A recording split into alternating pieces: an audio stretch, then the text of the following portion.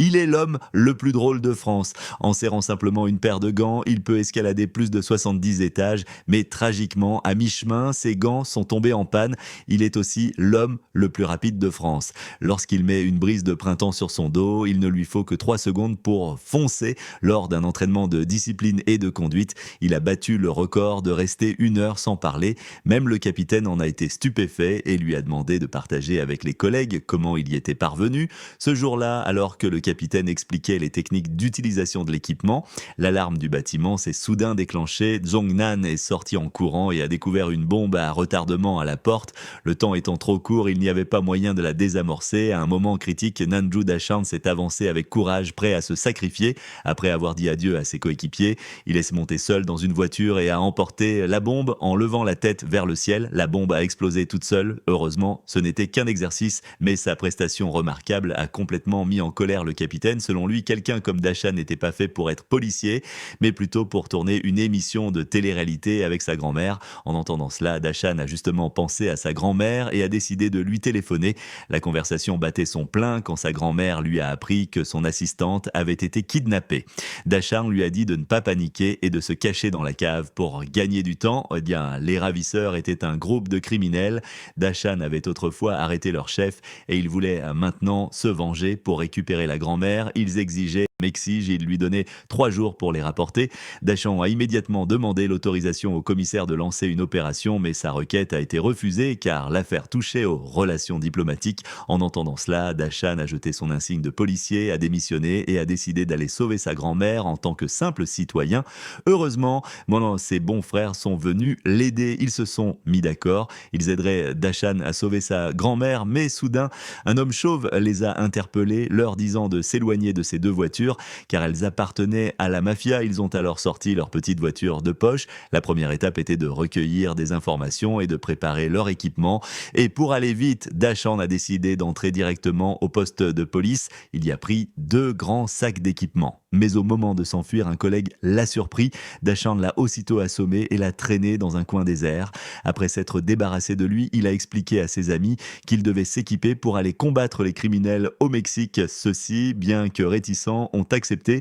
Aider Dachan à sauver sa grand-mère, c'était après tout une aventure excitante. Une fois l'équipement obtenu, ils ont décidé de foncer à toute vitesse pour sauver la grand-mère. Mais à cause des embouteillages, ils ont dû écouter la radio de la police dans la voiture. Une certaine sœur gang les a contactés depuis une île, leur disant que les criminels allaient bientôt se réfugier dans une base en hauteur. S'ils n'agissaient pas vite, ils n'auraient plus aucune chance. Ils ont donc décidé de poursuivre le convoi. Pas de problème, ils avaient encore des armes de secours. Dachan a sauté sur le toit du camion, a percé un trou et a réussi à sauver Sir Gang, mais en revenant vers le convoi, ils ont raté le timing, ont dû détruire leur voiture pour effacer les preuves, faire les choses proprement, comme de vrais pros, mais soudain, ils se sont rendus compte. Attends, on faisait quoi déjà? Après avoir sauvé Sir Gang, ils l'ont interrogée. Elle a dit: l'un des joyaux est entre les mains d'un milliardaire qui adore faire la fête, l'autre est dans un temple Maya au Mexique. Elle leur a donné toutes les informations, puis ils l'ont raccompagné. Ils ont volé un avion pour aller chez le milliardaire, heureusement.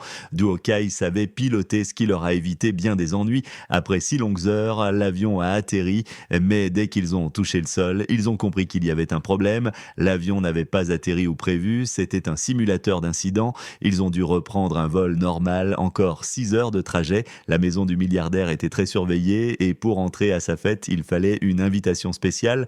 Leur cible devint donc un criminel qui participait souvent à ces fêtes. Ce vieil homme était rusé, mais Dachan décida d'infiltrer son entourage. Dachan repéra tout de suite le repère du criminel, le frappa d'un grand coup et le fit parler. Le criminel avoua que sa chambre était au 71e étage. Dachan partit aussitôt, escaladant l'immeuble avec ses gants spéciaux, mais à mi-chemin, les gants tombèrent à nouveau en panne et il chuta du 30e étage jusqu'au rez-de-chaussée. Finalement, il monta dans l'ascenseur déguisé en serveur et atteignit le 71e étage. Il entra dans la chambre du criminel et trouva l'invitation. C'est alors que le criminel revint. Pensant que Dachan était un policier déguisé, il prit la fuite. Dachan descendit par la cage de sécurité, courant plus vite que l'ascenseur. Le criminel fut rattrapé, mais ses sbires capturèrent Dachan. Alors que le criminel allait ordonner qu'on le frappe, Damei arriva à temps et sauva Dachan. Le criminel réussit à s'enfuir, mais Damet récupéra l'invitation. Cependant, comme Dachand avait volé du matériel de la police, le commissaire envoya des tueurs à ses trousses.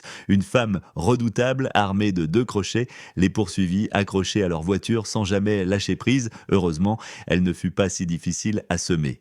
Ils réussirent à la faire tomber. Le lendemain, ils se rendirent à la fête du milliardaire. Le riche homme possédait bien le joyau. Dachan réfléchit vite et décida de tenter de le lui voler. Il approcha la fille du milliardaire, lui proposant d'aller dans un endroit tranquille pour lui montrer de quoi il était capable. Damet doutait de ce plan, mais la fille l'emmena dans les coulisses. Dès qu'ils entrèrent, 2 gardes costauds apparurent. Dachan tenta de les esquiver, mais leurs armes étaient plus puissantes. Il utilisa une feinte pour les distraire, puis les frappa. La fille, ayant compris ses intentions, lui demanda pourquoi il était venu, sinon elle lui ferait goûter l'électricité.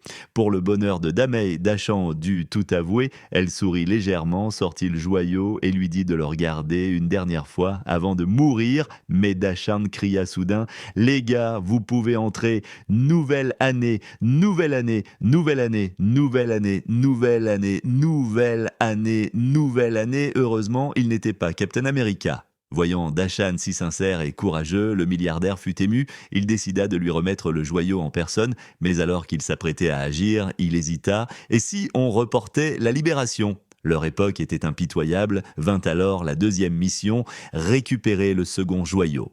En route vers le temple Maya, ils furent capturés par des indigènes. Le chef décida de les faire cuire pour dîner, mais Dachan se débattit, renversa la marmite et provoqua une explosion de vapeur. Profitant du chaos, ils s'échappèrent et atteignirent le temple. À l'intérieur, il y avait de nombreux pièges, mais le lieu était ancien et délabré. Dachan réussit à franchir les obstacles et, comme prévu, le second joyau était bien là. Mais il déclencha un mécanisme, des flèches jaillirent de partout.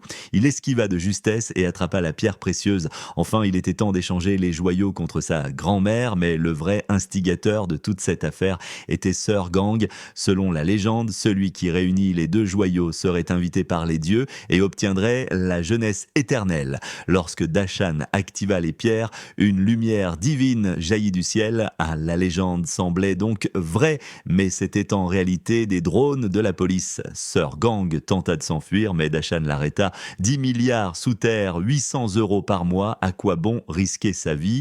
Elle sortit son arme, mais Dachan n'eut pas peur. Au final, les 4 compagnons furent promus agents d'élite. Si ce film t'a fait rire, laisse un like et il chassera les tracas d'une journée entière. On se retrouve la prochaine fois.